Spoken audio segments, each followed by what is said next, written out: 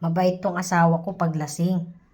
Dapat magawan ko na ng paraan na makahingi ako ng pambudget. Lasing na ngayon eh.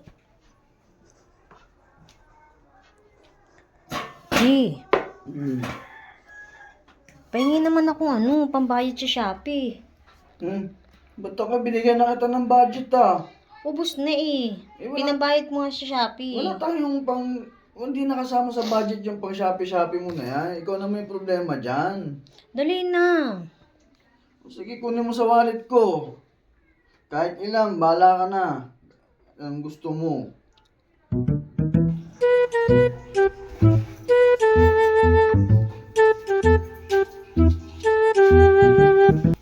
Hindi, ano hinahanap mo?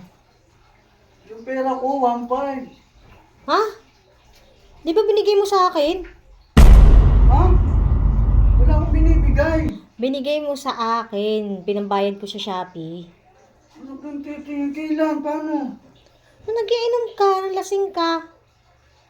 Sabi mo kunin ko lahat. Wala na akong baon. Mangungutang na naman ako. Alis na ako.